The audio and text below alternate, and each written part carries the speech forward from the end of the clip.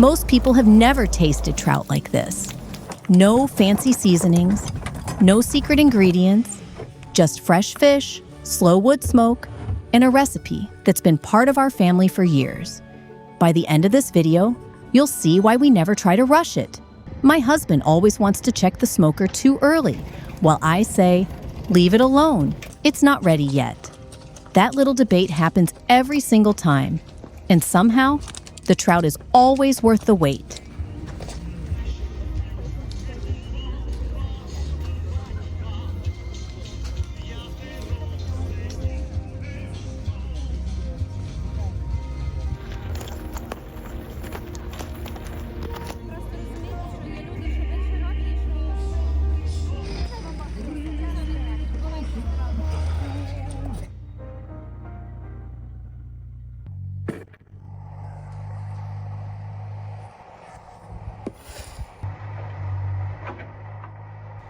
While my husband is busy with another woodworking project, I'm heading to the village market to pick the freshest trout for dinner.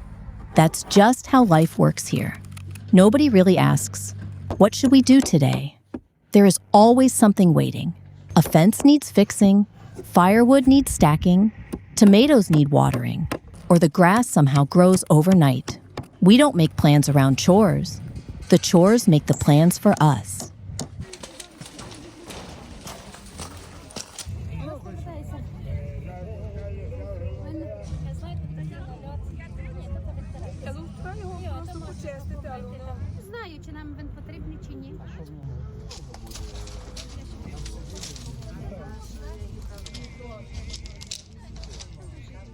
I love our little market because nobody rushes through it. You come for one fish and somehow spend 15 minutes talking to the lady selling herbs. Then someone waves you over to try homemade cheese. Another person says the cucumbers are sweeter this week. And before you know it, your shopping bag is twice as heavy as you planned.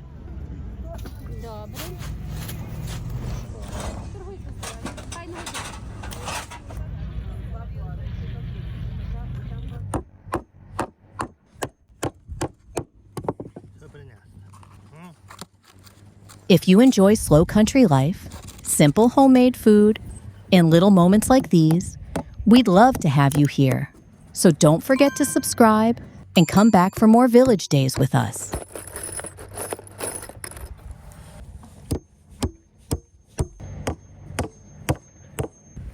Everyone around here has something they're known for. One family keeps bees, another makes beautiful wooden furniture, someone always has the sweetest strawberries, and someone else grows peppers that somehow taste better every single summer. You quickly learn who to visit depending on what you need. It's almost like every house has its own little specialty.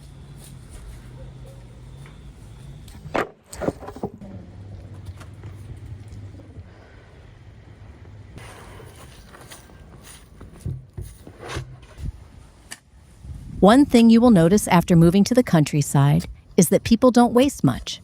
If my husband cuts wood, the smaller pieces go into the stove. Sawdust finds another use in the garden. The fish gets cleaned, nothing good gets thrown away, and leftovers somehow become tomorrow's lunch. Our grandparents lived this way because they had to, and honestly, it still makes perfect sense today.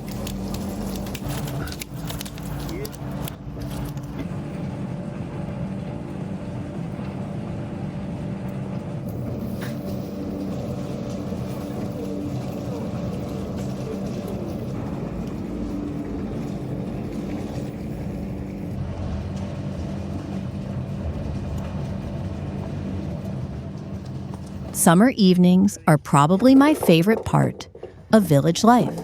Once the work is done, people finally slow down a little. Someone is watering flowers, someone is sitting on the porch, kids are riding bicycles, and you can hear dogs barking somewhere in the distance. Nobody needs to organize anything. Life just naturally moves outside.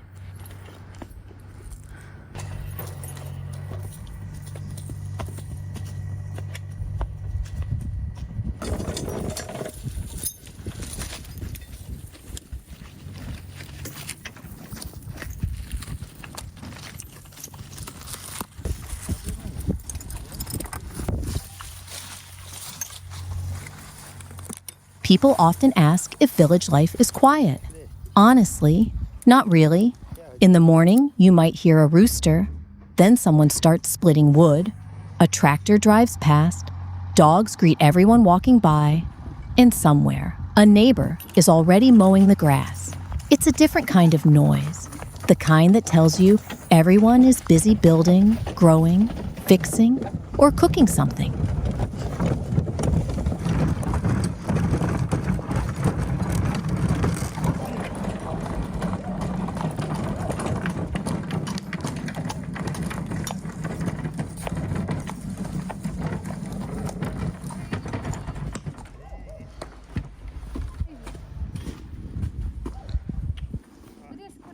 My husband always laughs because whenever I go to buy one thing, I come home with 5. I leave for trout, then I spot fresh dill. Someone offers homemade butter, another neighbor has raspberries, and suddenly dinner becomes a whole feast. That's the danger of a good village market. You never leave with only what's on your list. 200 років цьому глечику. А ти хочеш, щоб він був не щербатий. Ти старенький, ти хочеш, щоб він був старенький.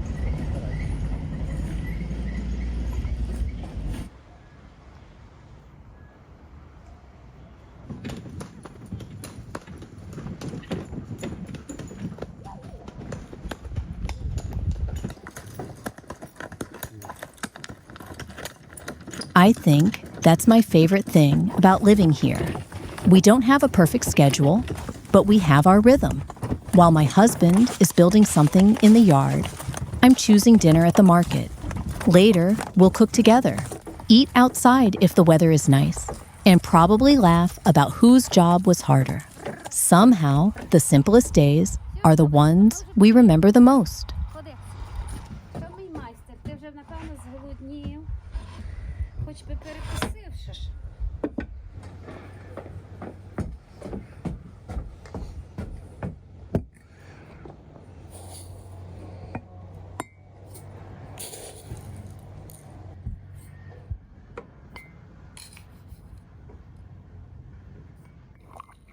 While the trout can wait a little longer, it's definitely time for coffee. Breakfast in our house is usually as simple as it gets. Fresh bread, slices of salo, cheese, and hot coffee. No giant breakfast buffet. No 10 different dishes to wash afterward. Honestly, food just tastes better when you don't spend half the morning cooking it. My husband says salo tastes even better after a couple of hours working outside. And I think he uses that as an excuse to eat an extra slice every time. Ну, така погода, така золота осінь, така краса. А в Косові холодніше у нас.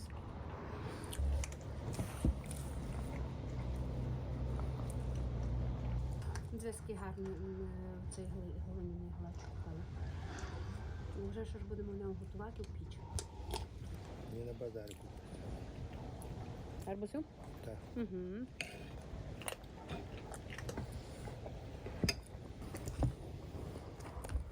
I think people are often surprised by how simple we eat.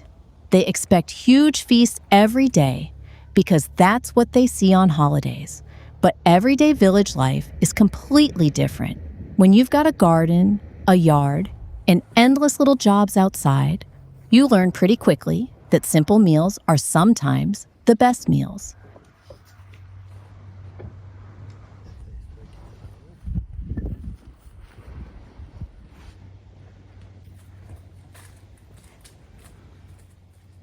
We had a little breakfast, finished our coffee, and now Miroslav is already back to work. He decided to build the smokehouse himself. That doesn't really surprise me. Around Ukrainian villages, a lot of men grow up believing that if something can be made with their own hands, why buy it? Need a bench? They'll build one. Need a shed? Give them a weekend. Need a smokehouse? They'll probably start looking for wood before they even look online.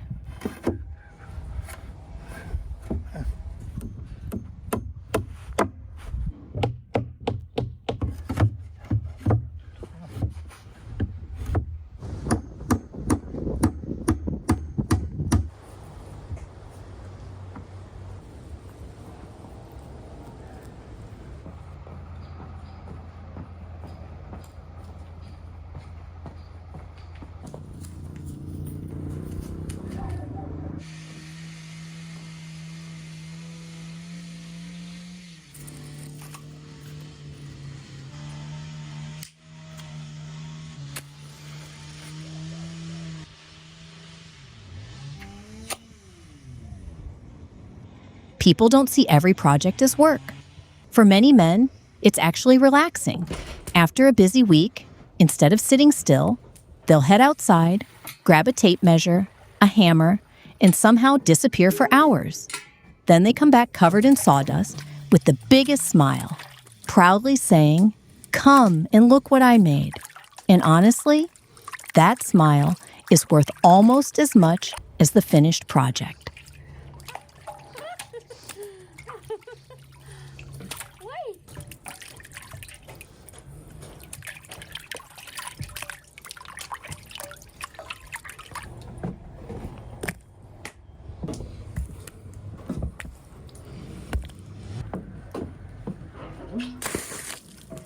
Building your own smokehouse also means you can make it exactly the way you want. You decide how big it is, how the smoke moves through it, where the shelves go, and even what kind of wood you'll use around it. Every little detail has a purpose. Store-bought things are convenient, of course, but something you build yourself always feels a little different. Every time we smoke fish, we'll remember the afternoon Miroslav built it board by board.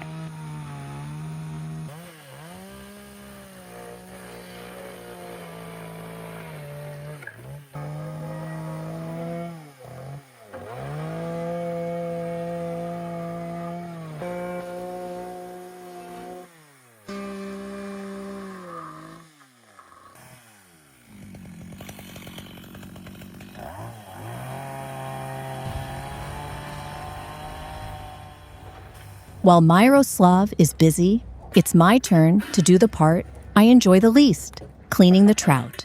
I love eating fish. Cleaning it is a different story. I always hope they'll somehow clean themselves on the way home from the market, but that has never happened. Still, every good meal starts with a little work. Once that's done, everything else is easy.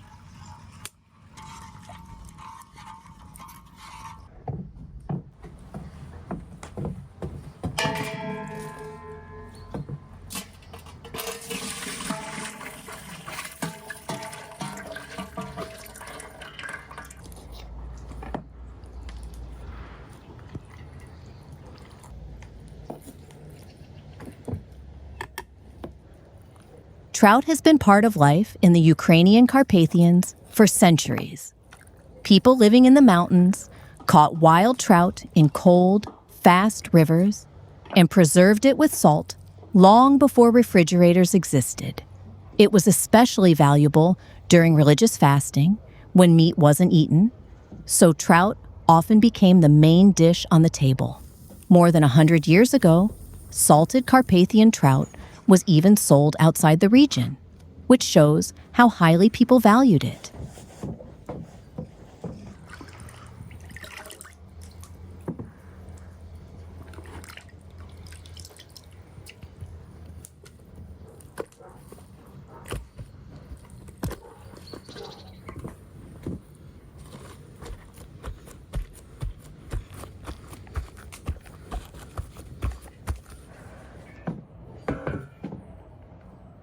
Trout has always been appreciated far beyond Ukraine, too. In Britain, it appeared on the tables of nobles and country estates, while across Central Europe, people smoked or grilled it after fishing in mountain rivers. The funny part is that every country insists their way is the best. If you ask 10 people how to cook trout, you'll probably get 12 different answers, and every single one comes from somebody's grandmother.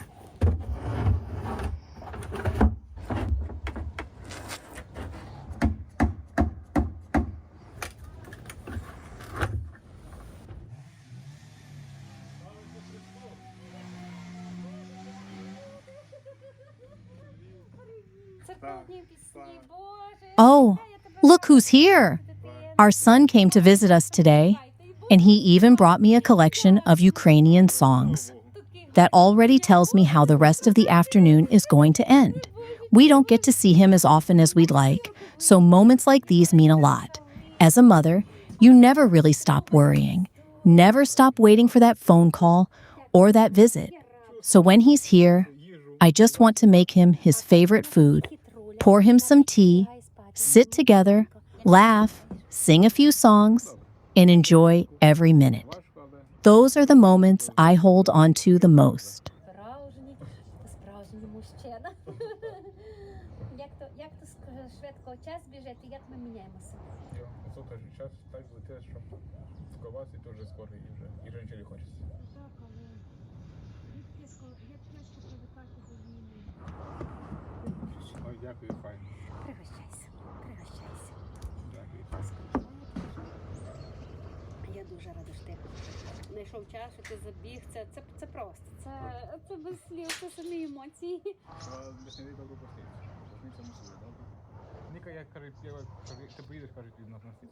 Це ще найки по нотах, тихо, я ще так і не вмію. We always say, we'll sing just one song, then another one starts, somebody remembers the next verse, and suddenly an hour has disappeared. I honestly love Ukrainian songs. They have this funny way of making you smile in one verse and miss somebody in the next. Music has always been part of everyday life in Ukrainian villages. People didn't only sing on holidays. They sang while working in the fields, baking bread, walking home together, rocking babies to sleep, or gathering after supper. Мені велика радість, що я буду мати такий пісенник. Дякую тобі щиро.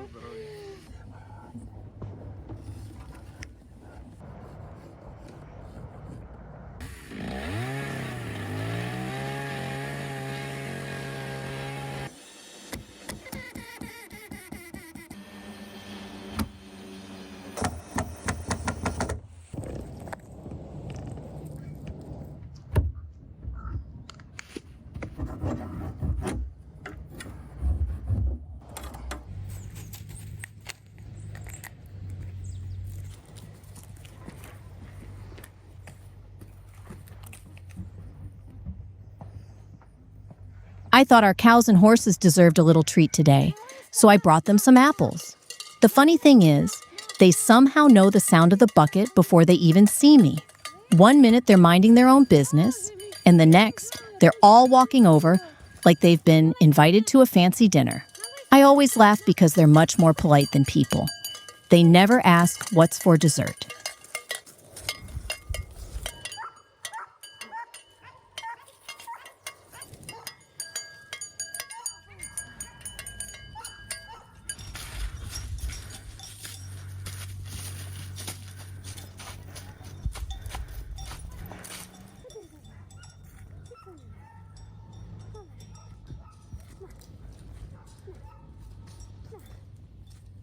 Did you know that horses are actually incredibly good at recognizing people?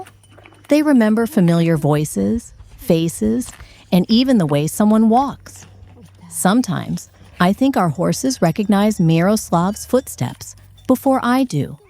The second they hear him, their ears perk up because they're already wondering if he brought another apple.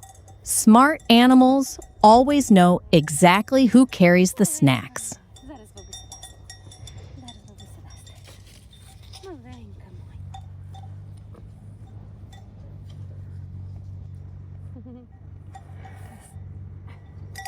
Ви були красиві. Значить, з другої сторони. Такі ви маєте бути бабуся. Найкраще на світі. Village life teaches you pretty quickly that animals have their own routines. They know when breakfast is coming, when it's time to go outside, and somehow they can tell if you're running 5 minutes late. Our cows have absolutely no interest in excuses. They don't care if I was busy cooking or cleaning fish. According to them, dinner should arrive exactly on time every single day. Ось така будеш. Така красива. І одна, і друга така буде красива.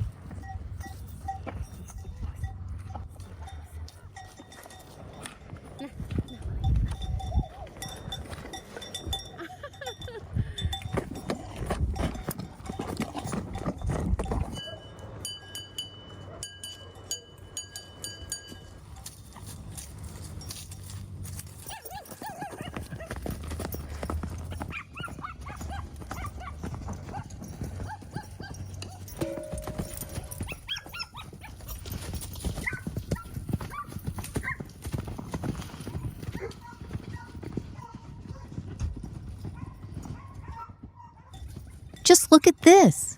Miroslav is almost finished with the smokehouse, and I still can't believe he built the whole thing himself. Give him a few boards, some tools, and enough coffee, and somehow an idea turns into something real. Every time I watch him work, I'm reminded that a pair of skilled hands can create almost anything.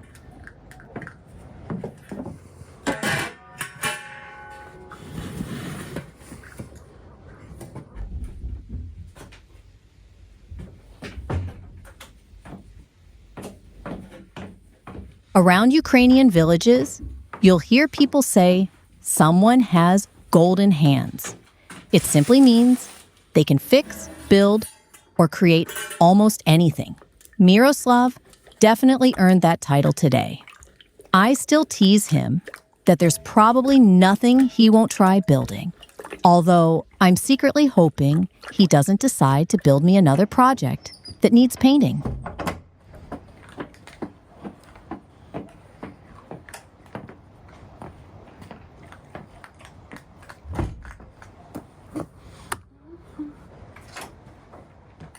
If you enjoy simple village life, homemade food, little family moments, and seeing projects like this come to life, don't forget to subscribe.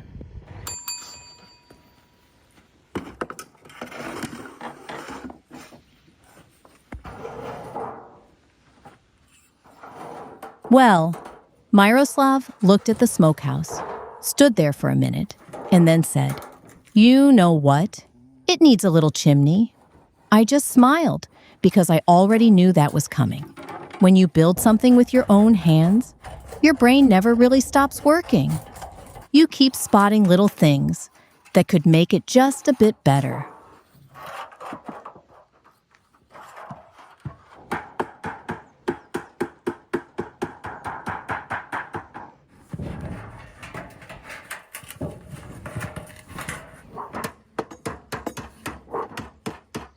That's probably why handmade projects are never truly finished on the first try. One day, it's a chimney.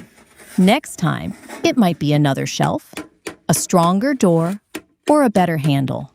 Miroslav always says every project teaches you something, and the next one turns out even better. I think that's exactly how good craftsmen become great craftsmen.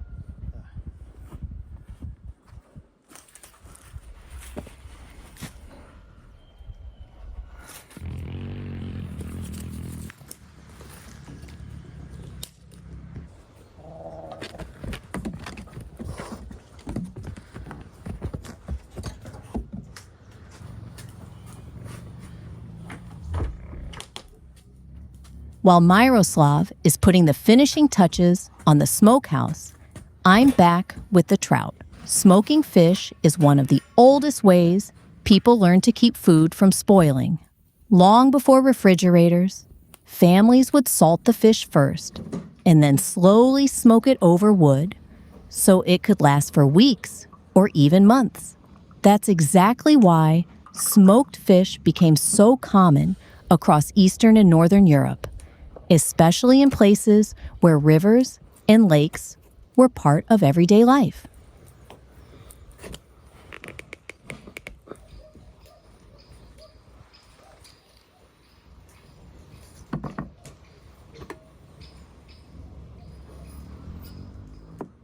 Here in Ukraine, especially around the Carpathian Mountains, trout has been treasured for generations. Cold mountain rivers were full of it, and people quickly learned that smoking helped them enjoy the catch long after fishing season was over. I always smile thinking about that. Hundreds of years later, we're standing in our own yard doing almost the same thing, just with a little more coffee and a lot fewer worries about storing food for winter.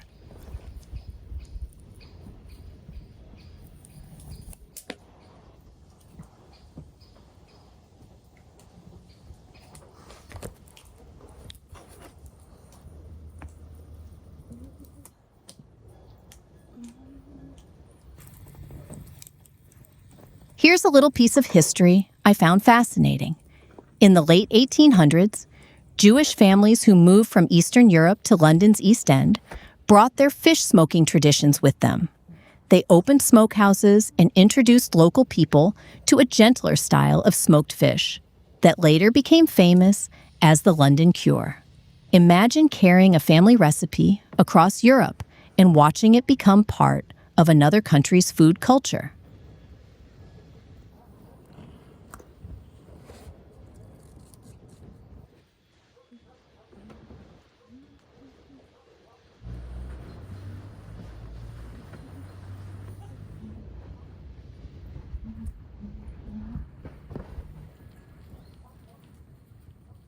I think that's why I enjoy making food like this. You're never just following a recipe. You're repeating something people have been doing for centuries, each family adding their own little touch along the way. Ours just happens to include Miroslav changing his mind halfway through building the smokehouse, and me pretending I don't notice until he asks what I think.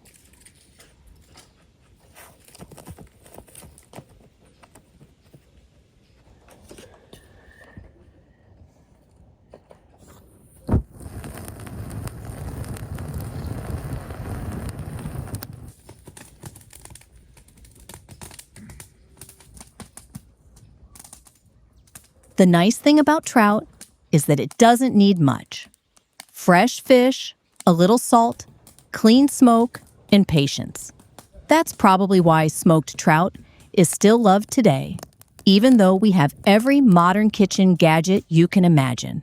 Some recipes survive because they simply work, and nobody feels the need to improve them very much.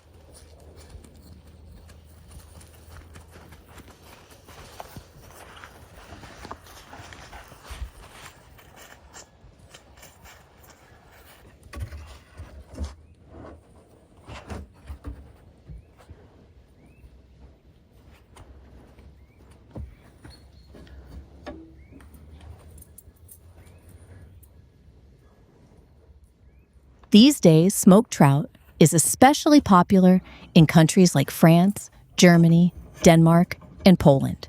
People enjoy it in completely different ways. On dark bread, in salads, with potatoes, or simply on its own. Funny how one fish can travel across so many countries and still remind everyone of home.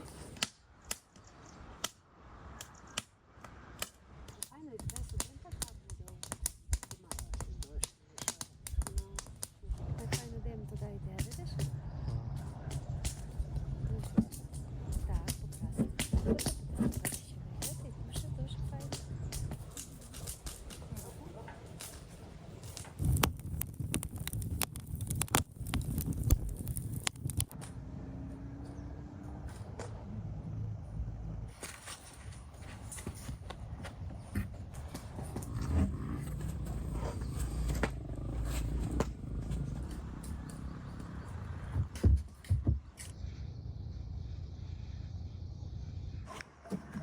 I thought I'd quickly make a few lavish wraps. We use lavish all the time at home. Honestly, in our kitchen, it often replaces bread. If there's cheese, vegetables, smoked fish, or yesterday's chicken in the fridge, it somehow ends up wrapped in lavash. It's one of those things that saves dinner when you don't feel like spending another hour cooking.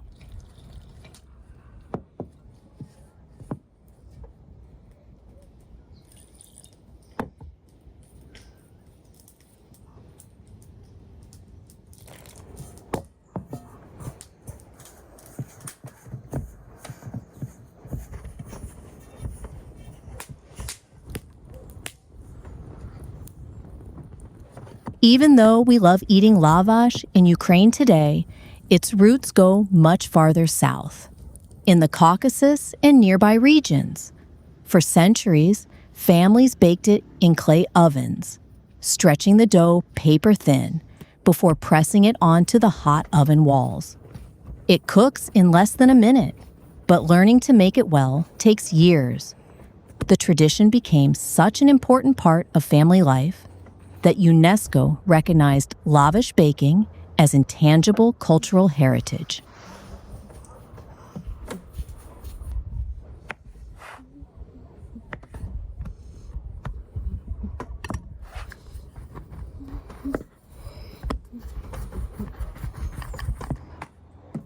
One thing I really like is that baking lavash was never a one-person job.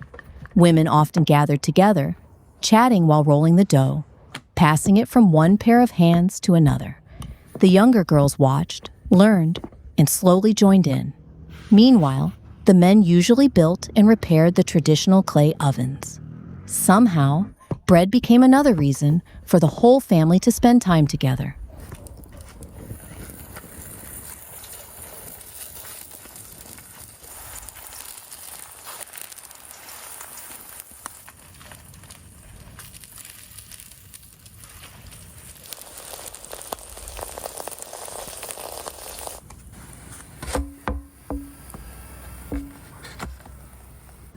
There's also a beautiful wedding tradition. In Armenia, lavash is placed over the shoulders of newlyweds as a wish for prosperity and a happy family life. I always smile when I hear stories like that because food carries so many traditions. Sometimes it's much more than something you eat. It becomes part of the family's happiest memories.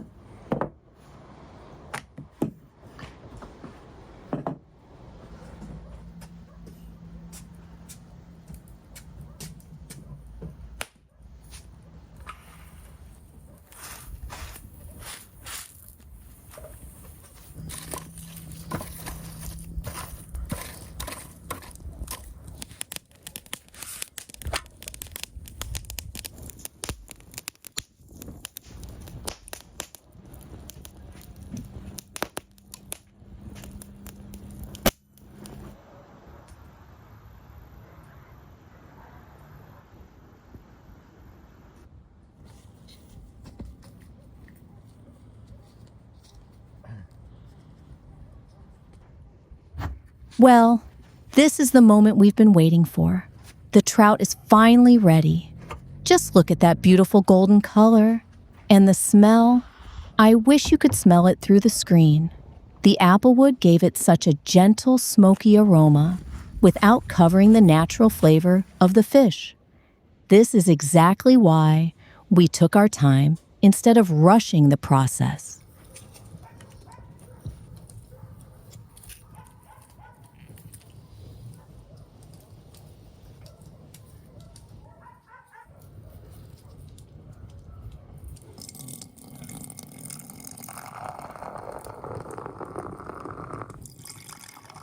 I always think smoked trout tastes best with the simplest things. Fresh tomatoes, cucumbers, a few slices of onion, some dill from the garden, and a piece of lavash or fresh bread. That's all we need. When the fish is this good, you don't have to cover it with heavy sauces. Let the trout be the star of the table.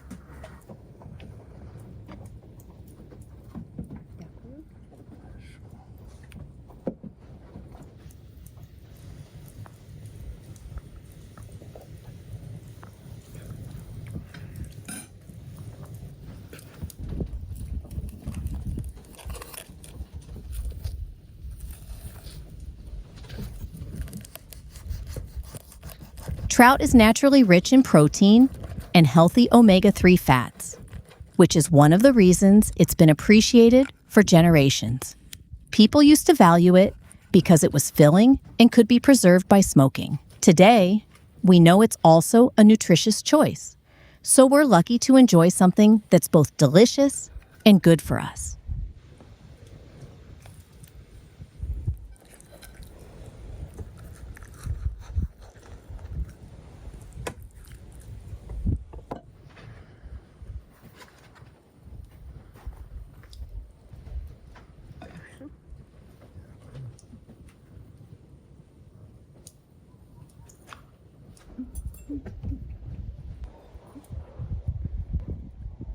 Thank you so much for spending this day with us in our little Ukrainian village.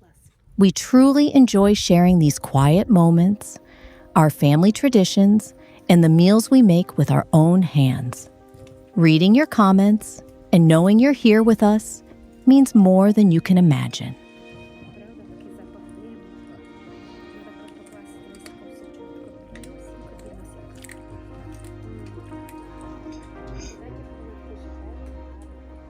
If you enjoyed today's village adventure, we'd love to see you again. Don't forget to subscribe, leave us a comment telling us how smoked trout is prepared where you live, and give this video a like if it made you smile. Take care of yourselves, enjoy good food, spend time with the people you love, and we'll see you in the next one. Bye for now. Today we're making Yushka, a traditional Ukrainian fish soup. And honestly, the best part might be how little we need to make it. A few fish pieces, vegetables, water, herbs, and a little patience. And somehow, you end up with a pot that smells like the whole countryside.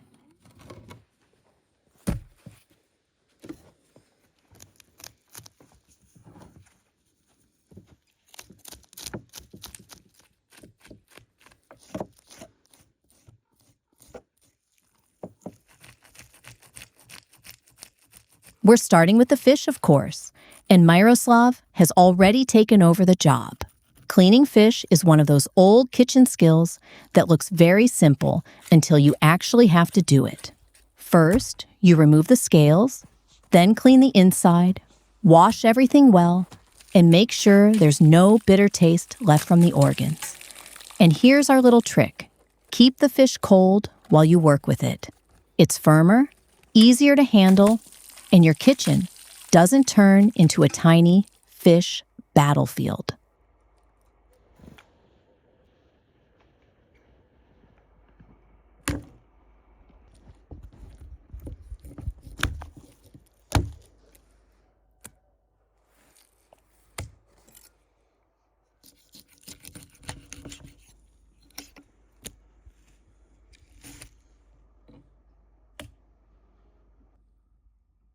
For people living near Ukrainian rivers, cleaning fish was simply part of everyday life. Fish was an important food in Ukrainian lands, especially because Orthodox fasting meant there were many days when meat wasn't eaten. Historical sources describe fish, such as carp, pike, bream, roach, and catfish being eaten, while much of the catch was salted or dried for later.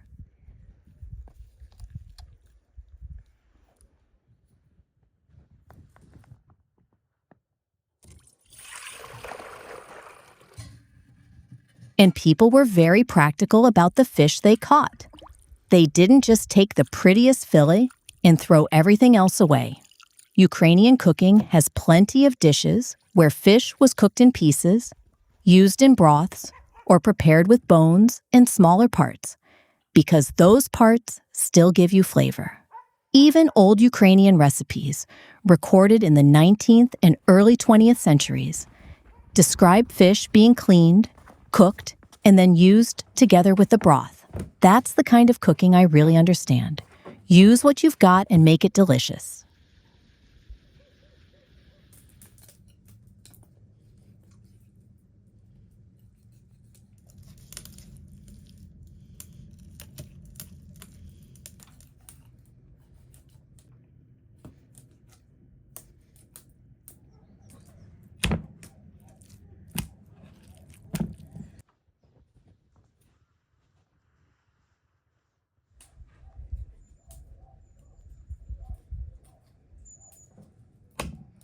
And if you enjoy these simple Ukrainian recipes, village life, and all the little things we do around the house, make sure you subscribe to our channel.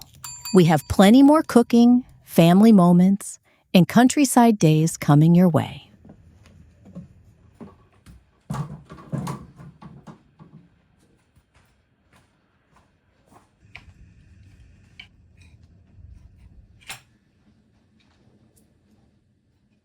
Another thing I always check is the smell. Fresh fish should have a clean, mild smell. not a strong, unpleasant one. The flesh should be firm, and the eyes should look clear rather than cloudy. And when you're cleaning it, take your time around the belly because you don't want to damage the gallbladder. If it breaks, that bitterness can spread onto the fish. That's one tiny mistake that can ruin the whole pot. So this is where being careful really pays off.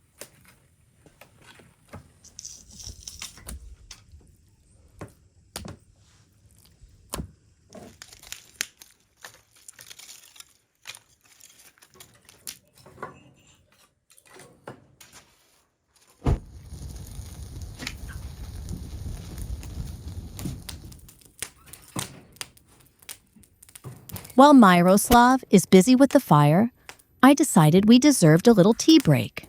I brought out the kettle, and we're going to have some tea with fresh buns. That's how things usually work around here. You start preparing one meal, someone goes to work outside, and suddenly you realize you've been standing in the kitchen for hours. So a little tea and something sweet is always a good idea.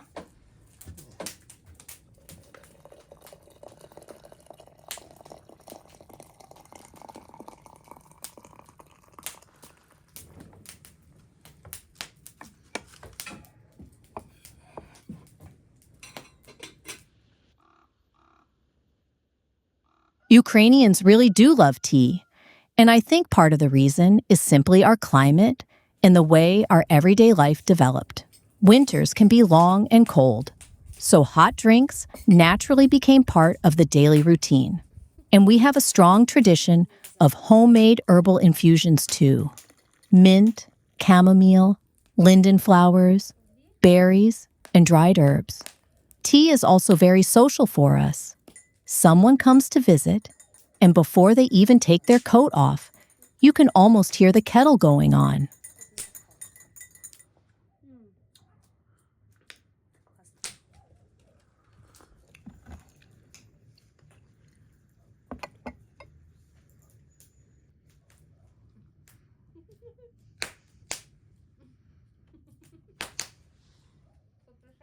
And I always like lemon with tea, especially when we're working outside. There's something about sitting down for 10 minutes, holding a hot cup in your hands, and eating a little bun while the fire is going nearby.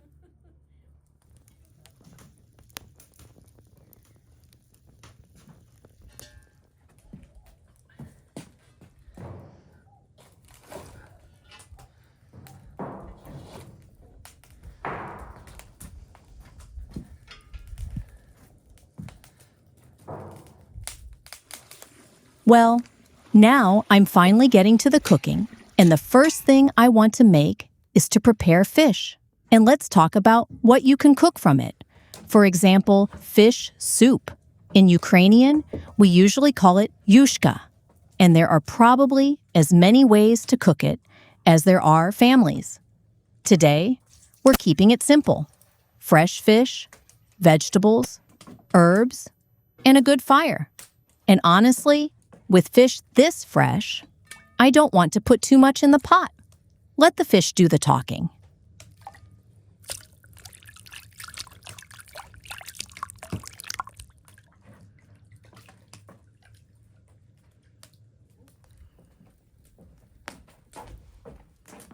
There's actually an interesting story hidden in the word itself. The Ukrainian words yuka and yushka are connected with a much older Slavic word referring to broth or liquid food. So the word originally wasn't limited to fish soup. Over time, the meaning became associated with different kinds of broths, while fish yushka became one of the versions that survived particularly well in Ukrainian cooking.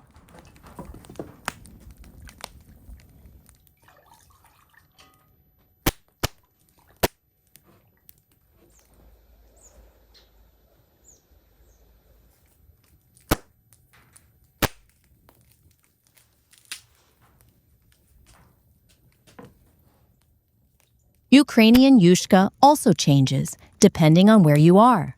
In southern regions, tomatoes became part of some fish soups, while in Policia, there are versions with dried mushrooms. Along the Dnipro and in fishing communities, garlic-based salamur was served with fish and yushka. I really like that because you can taste the geography. Go a few hundred kilometers in one direction, and somebody is already telling you that their version is the proper one.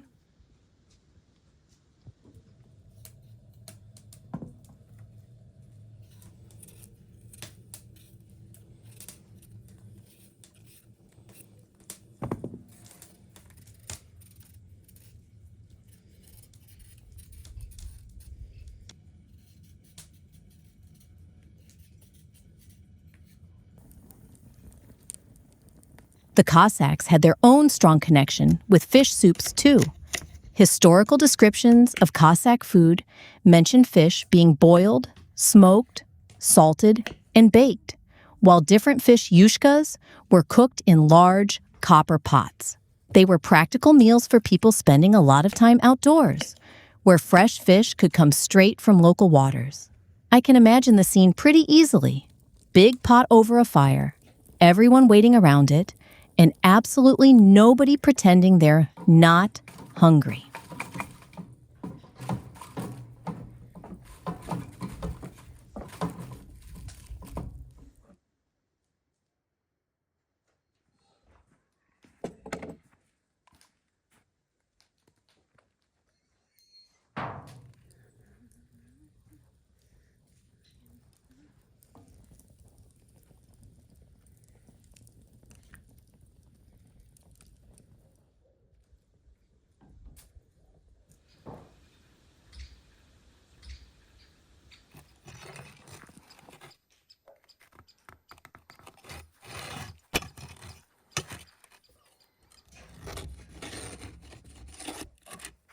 Well, Myroslav has found himself another little project. While our fish soup is cooking, he's making a birdhouse out of these boards. I swear, give this man a pile of wood, and he'll find something to build before the kettle even boils. But I actually love that about him. There's always something useful being made around here. And now, our garden is getting a new little resident, too.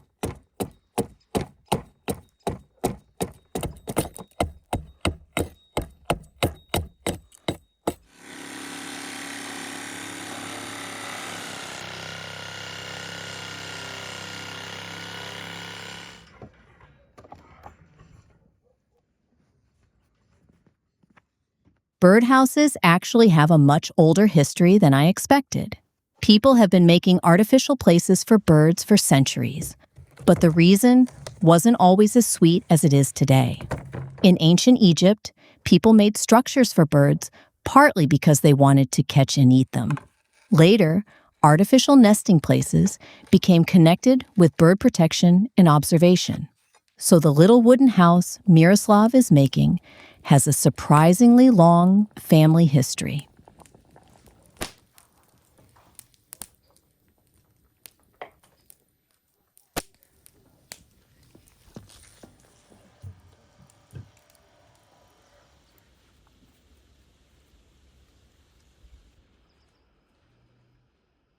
One really interesting person connected with the modern birdhouse is the German ornithologist Friedrich Hans von Berlepsch.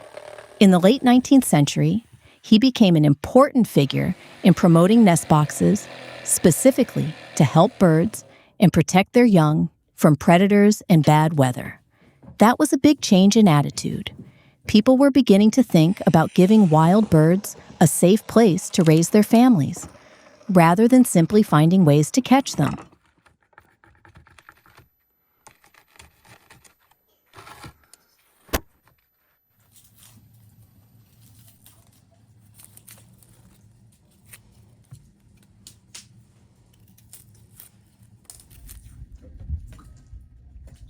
The funny thing is that a good birdhouse can't really be made just for humans. Different birds need different entrances, sizes, and places to put their nests. A box for one species can be completely useless for another. Modern conservation projects actually study the natural nesting habits of each bird before choosing the design. So I'm hoping Miroslav has done his research, because I don't think the birds are going to be very polite if they don't like the architecture.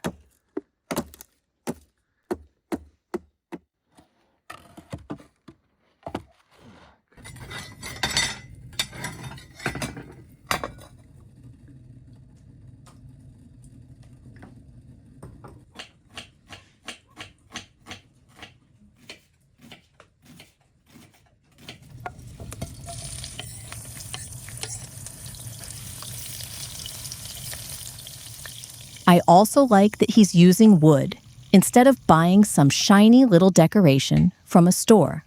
A proper nest box is meant to imitate the kind of cavity birds would naturally use in an old tree.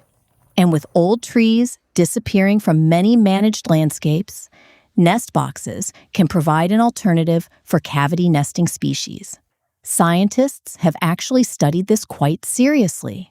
And there are dozens of research projects looking at how nest boxes can support bird populations.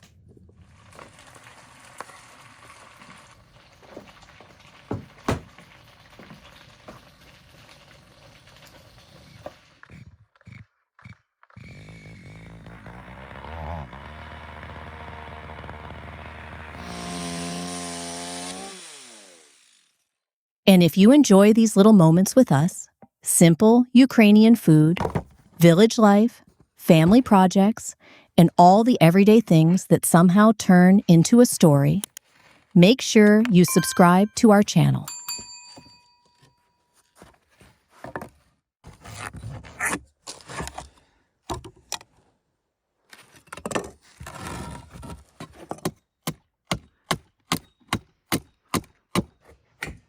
While the Yushka is cooking, I'm starting another little dish with the rest of the fish. I'm slicing these bell peppers because we're making a simple vegetable and fish stew with potatoes.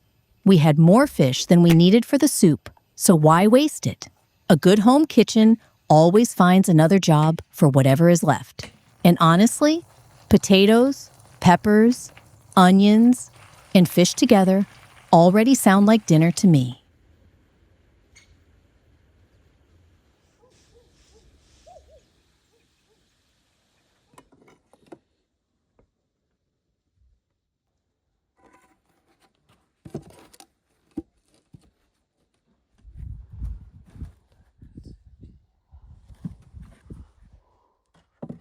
Fish and potato stews have been part of coastal cooking in many parts of Europe for a very long time. One really good example is Portugal's caldeirada, a traditional fisherman's stew made with fish and potatoes. The Portuguese government describes regional versions made with eel, potatoes, onion, garlic, parsley, olive oil, bay leaf, and sometimes tomato or peppers. The reason is wonderfully practical. People cooked what was available from the waters around them.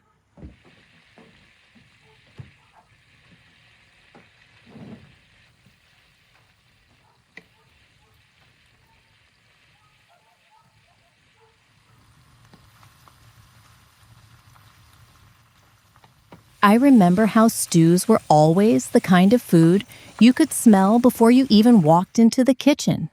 You'd come home, open the door, and immediately know something had been cooking for a while. Potatoes, onions, vegetables, that warm smell filling the whole house. And then you would ask, "Is it ready yet?" Probably about 20 times. I still have that habit. I can be the one cooking, and somehow I'm still checking the pot every 5 minutes.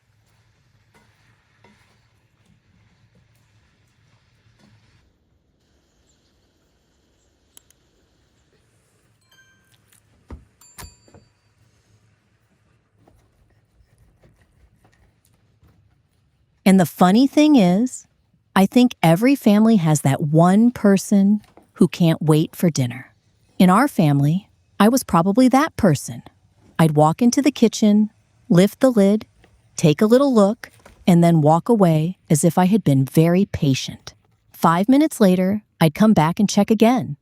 Nothing had changed, of course, but somehow I felt the need to investigate.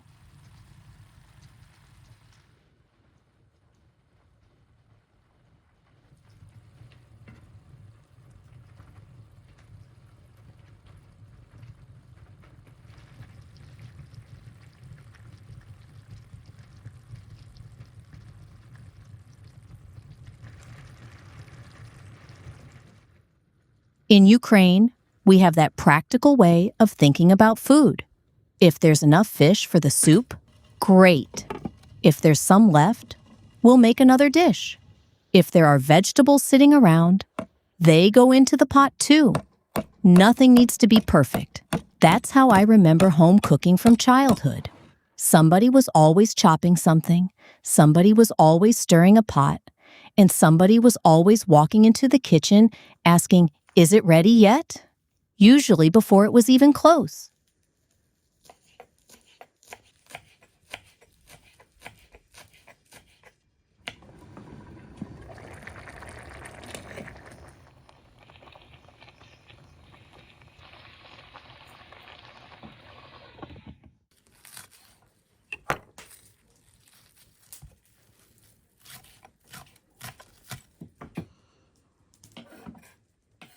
I'm sudding some fresh green garlic to add it to the fish.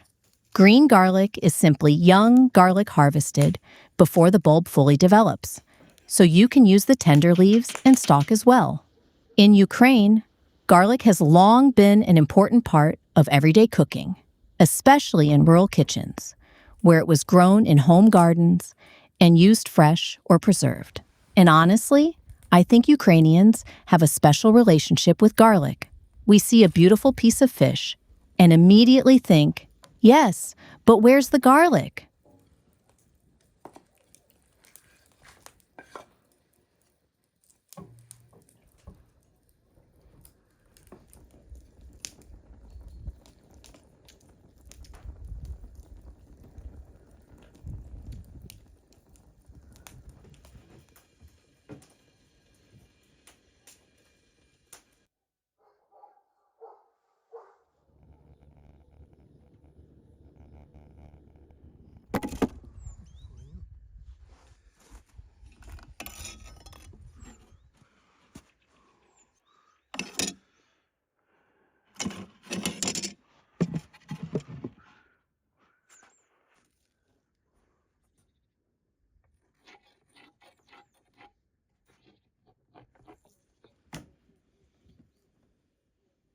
Now I'm cutting the fish open lengthwise so I can get these nice pieces of fillet.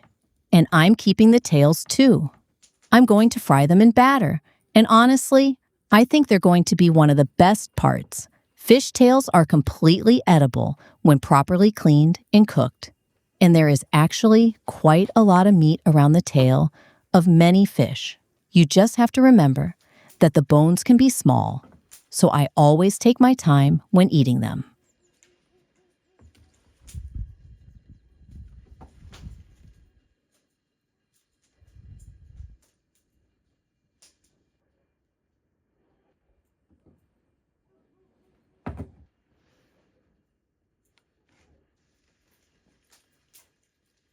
Fish has been cooked whole in traditional cuisines all over the world for a very long time. In Ottoman cuisine, for example, historical recipes describe whole fish being cleaned, cooked in water, and then the flesh separated from the bones for soup. The bones and other parts helped create the stock, so using every part of a fish has a much longer history than our modern obsession with perfect fillets.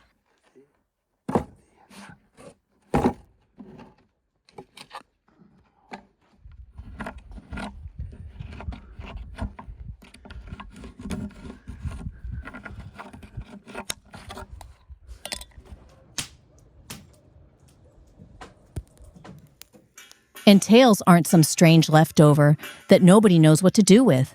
Some fish tails are actually considered excellent for cooking because they contain firm meat and hold their shape well.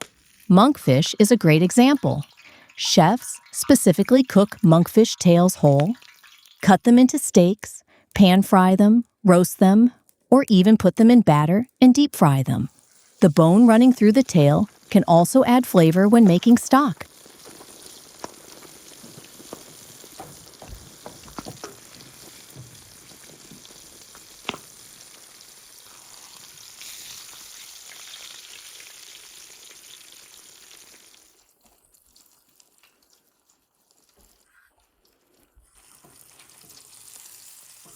There are plenty of traditional dishes around the world where the fish is cooked with the bones because bones add flavor to the broth and help keep the flesh together. Even today, professional chefs deliberately use fish bones for stocks rather than throwing them away. So when we keep these little tails for our dinner, we're really following a very sensible kitchen rule. If something can make the meal tastier, don't throw it in the bin just because it doesn't look fancy.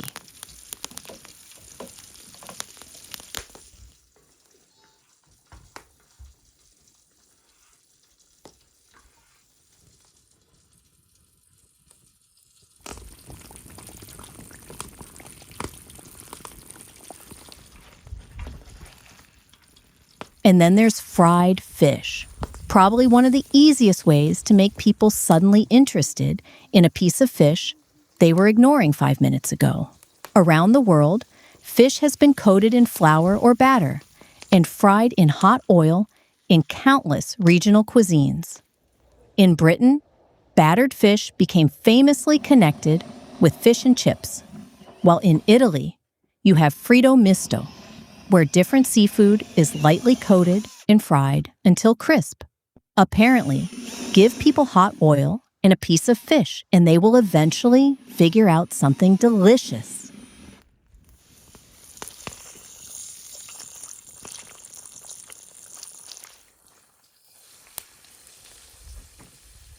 I also like the texture of fried tails because you get that crispy outside and juicy fish inside. And there is something really satisfying about eating a piece that looks tiny but has plenty of flavor. Myroslav will probably come over later and say he only wants to try one. I already know how this story ends. 1 becomes 2, 2 becomes 3, and suddenly I'm wondering why I made enough food for the whole village.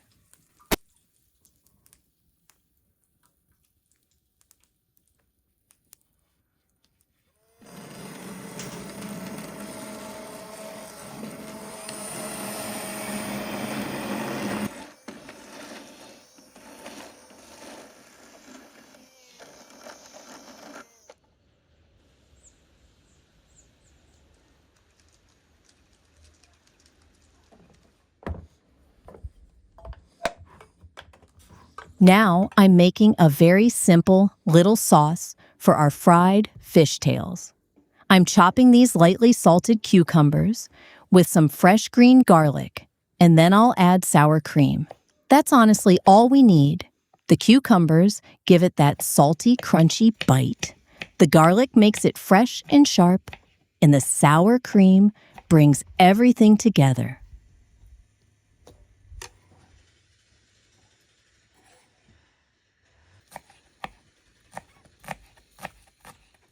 We love sauces like this at home because they take about 2 minutes to make and somehow make everything taste better.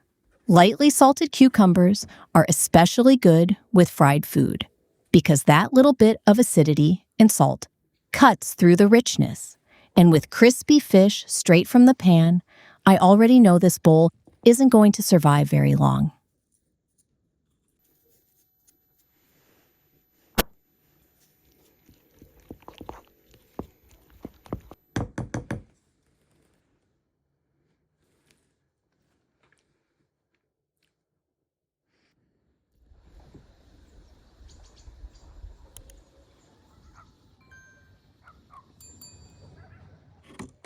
Look at Myroslav. He's almost finished with the birdhouse. And knowing him, I'm sure he's already thinking about what else he can add to it. I actually love seeing him make things like this by hand. A few pieces of wood, some nails, a little patience, and suddenly there's a proper little home waiting for a bird.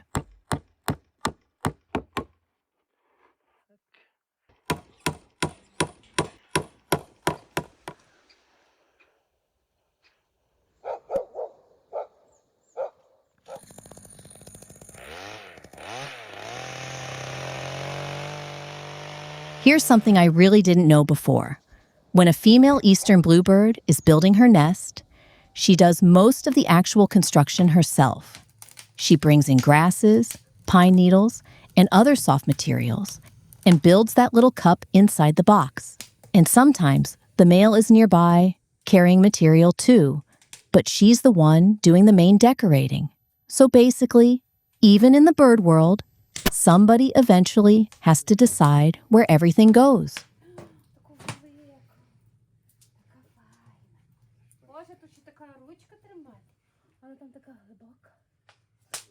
And baby birds grow incredibly fast. Eastern bluebird eggs usually hatch after around 2 weeks, and the young can leave the nest roughly another 2 to 3 weeks later. The parents keep feeding them even after they leave, while the young are learning how to fly and find food themselves. So when you look at a tiny, empty wooden box, there's potentially a whole little family story waiting to happen inside.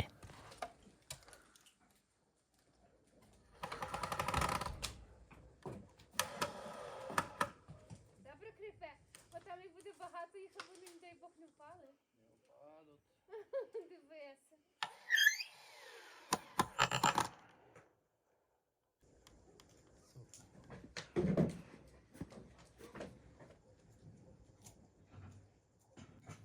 Well, finally, it's time to put everything on the plates. After all that cleaning, chopping, cooking, frying, and Miroslav building half the yard out of wood, we have officially reached the best part of the day, eating. Today is definitely a fish evening for us. We have Yushka, fish with vegetables and potatoes, and those crispy fried tails with our cucumber and sour cream sauce. At this point, I'm looking at the table and thinking, yes, all that work was worth it.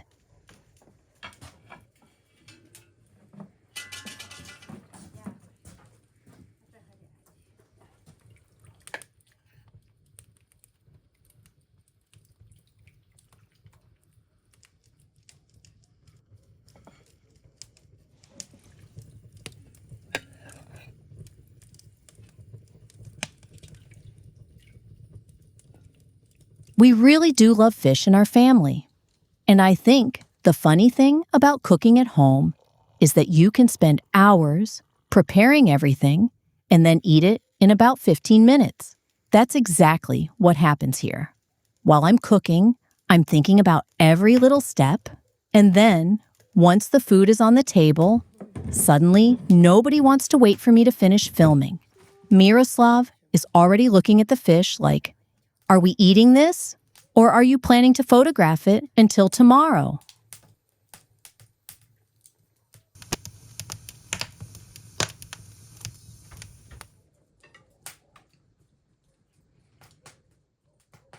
For me, these are the moments I want to remember, the ordinary ones.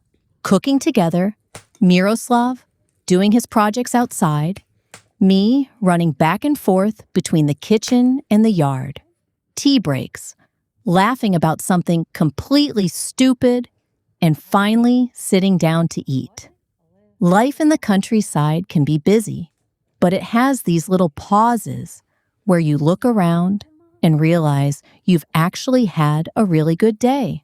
And today was definitely one of those days. Що буде без хліба.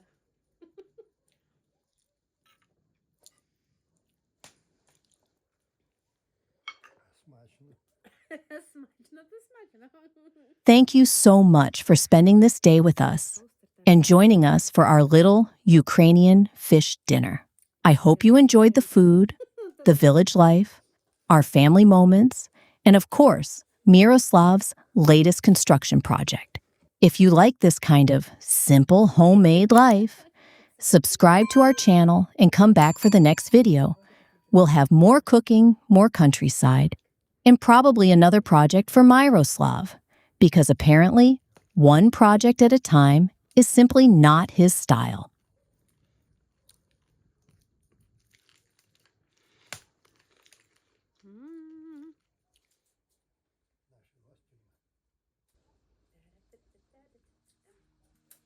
Соусом смачніше.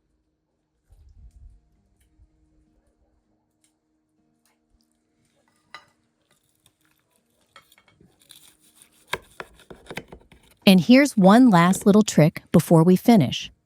Take a piece of that crispy fried fish, put it straight onto a slice of fresh bread, and that's it. You've got the easiest fish sandwich. I honestly love eating it this way. The bread soaks up all those little juices, the fish is still crispy, and if you add a bit of our cucumber and sour cream sauce on top, oh, now that is a proper homemade sandwich.